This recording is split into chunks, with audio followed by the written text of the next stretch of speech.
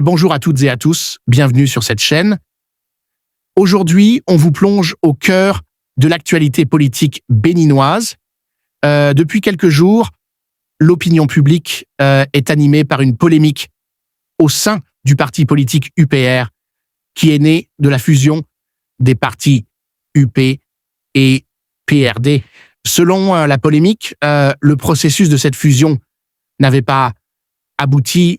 Suivons ici un entretien sur ce sujet. Mais avant, n'oubliez pas de vous abonner et d'activer la cloche de notification pour ne rien manquer de l'actualité politique au Bénin et dans le monde. Selon une certaine opinion, le processus ne serait pas allé à son terme. Est-ce que c'est la réalité? Merci, oui. Nous aussi, nous entendons cela sur les réseaux sociaux, partout. Ça s'anime. Et c'est ce qui se dit, je pense concrètement. Est-ce que vous croyez cela?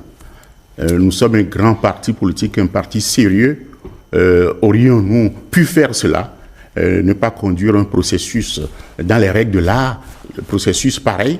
Non, je pense que le processus de la fusion de l'ex-PRD et de l'ex-Union progressiste a été conduit dans les règles de l'art et a conduit donc à consacrer un acte de fusion qui est un acte de mariage qui, de facto, a entraîné la mort, la dissolution de l'ex-PRD et la dissolution de l'ex-UP, et l'acte de fusion déposé au ministère de l'Intérieur a été enregistré.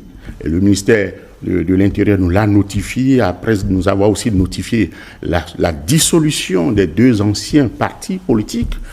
Et oui, le récépissé définitif, nous l'avons eu. Donc c'est pour vous dire que le processus a été conduit dans les règles de l'art. Et je ne vous apprends rien en ce qui concerne la fusion pour dire que il y a plusieurs voies par lesquelles les partis disparaissent. Nous n'avons pas voulu opiner donc sur ce sujet pendant longtemps parce que nous pensons que le moment viendra, mais on ne va pas continuer à faire la politique de l'autruche. Plusieurs voies de disparition des partis politiques, et ça peut être une voie volontaire où les statuts prévoient que les instances sont convoquées et on proclame officiellement la dissolution du parti. Il y a aussi la voie administrative où si le parti dévie donc des voies tracées vers l'apologie du terrorisme, par exemple, le ministère de l'Intérieur peut prononcer sa dissolution. Il y a la dissolution judiciaire, mais ici il y a aussi des actes qui peuvent intervenir dans la vie d'un parti qui entraîne sa dissolution. C'est par exemple la fusion. Et la fusion, c'est un mariage. Lorsque vous vous mariez, Emmanuel est marié, j'espère. Est-ce que si vous êtes marié, est-ce que vous gardez votre ancien statut de célibataire? Non. Et votre femme aussi perd son statut de célibataire. Donc, dès lors que vous vous mariez, vous perdez vos anciens statuts et c'est le nouveau statut qui est évoqué. Donc, la fusion a été opérée dans les règles de l'art et aujourd'hui, il n'y a que l'Union progressiste, le renouveau. L'ex-PRD n'existe plus, l'ex-UP n'existe plus, c'est clair.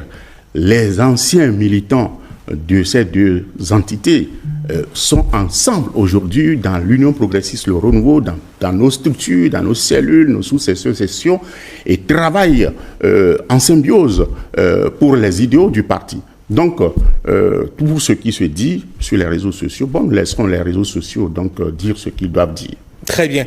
Mais alors, est-ce qu'il y a effectivement une tentative de dissension de l'ex-PRD, de la grande entité que vous formez aujourd'hui, qui est l'Union progressiste, le renouveau?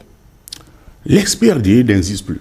Et comment est-ce que cet ex-PRD... Son leader, Maître Adrien Humbedji, a notamment fait plusieurs sorties médiatiques ces dernières semaines, critiqué vertement donc la gouvernance du président Patrice Talon. Il a mis le doigt sur un certain nombre d'aspects et il a annoncé que voilà, l'ex-PRD pourrait retrouver... Oui, si c'est ça que vous parlez, je comprends.